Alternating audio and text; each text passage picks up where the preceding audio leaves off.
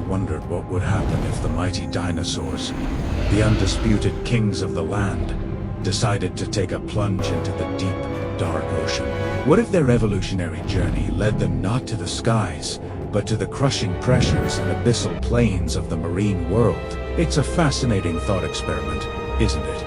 Imagine a world where the T-Rex's powerful legs transformed into massive flippers, or where the long-necked Hadrosaurus became a colossal, serpentine sea creature, grazing on giant kelp forests. For millions of years, dinosaurs dominated every corner of the terrestrial world, from the scorching deserts to the lush jungles. Their reign was absolute. They were the apex predators, the giants that shook the very ground they walked on.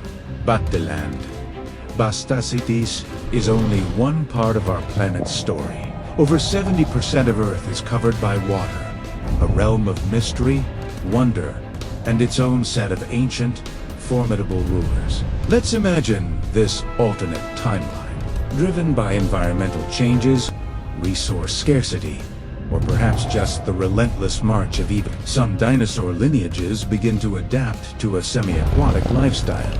Picture Spinosaurus, already a master of the riverbanks, taking the next evolutionary leap. Its sail-like spine might evolve into a stabilizing dorsal fin, its crocodile-like snout becoming even more streamlined for hunting fish in the open water. Its dense bones, perfect for controlling buoyancy in rivers, would be a fantastic starting point for a life spent submerged. Other dinosaurs might follow suit. Maybe a group of armored Ankylosaurs, seeking refuge from land-based predators, find safety in the water.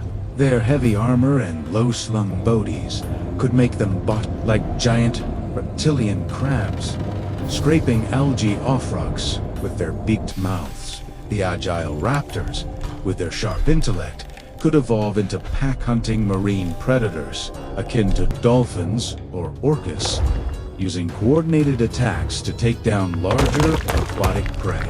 It's a spectacular vision, a vibrant, bustling Mesozoic ocean filled with reptilian giants. Herds of marine hadrosaurs migrating across ocean basins, their crests now used to create resonating calls that travel for miles underwater. Plesiosaurs, already masters of the sea, would now have to compete with these new, formidable neighbors. The ocean would be a dinosaur's paradise, a new frontier to conquer.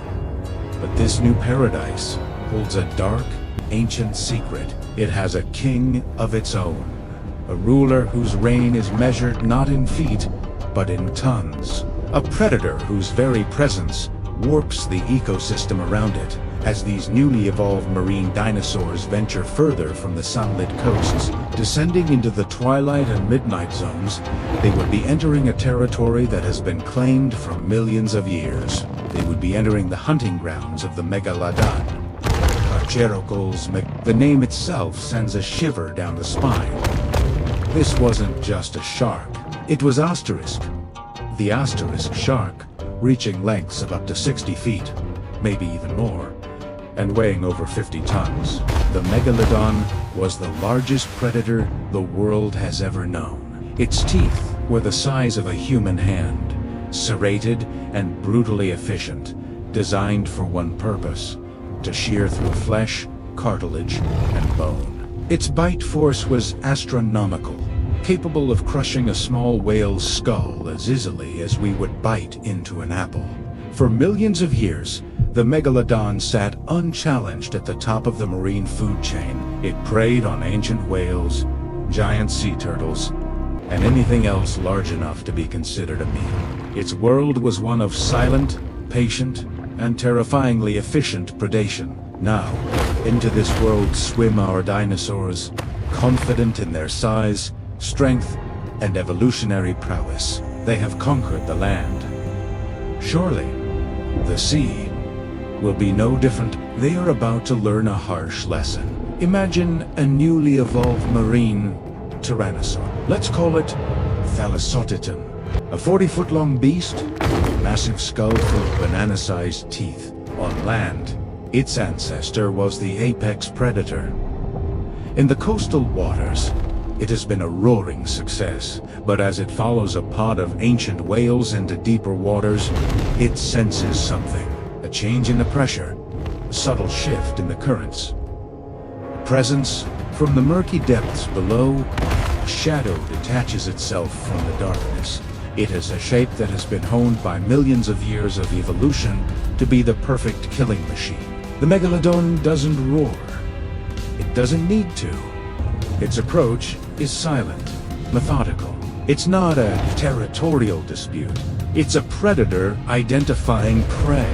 The Thalassotitan, powerful as it is in an alien environment. It is strong, but the shark is a creature of pure hydrodynamic efficiency.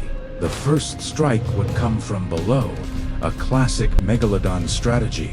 The massive shark would rocket upwards, its immense jaws closing on one of the dinosaur's large rear flippers. The crunch of bone and sinew would echo through the water. The dinosaur, crippled and disoriented, would thrash wildly, its power useless against an enemy that can attack from any angle, an enemy that is part of the very water it swims in. The encounter would be brutal and swift.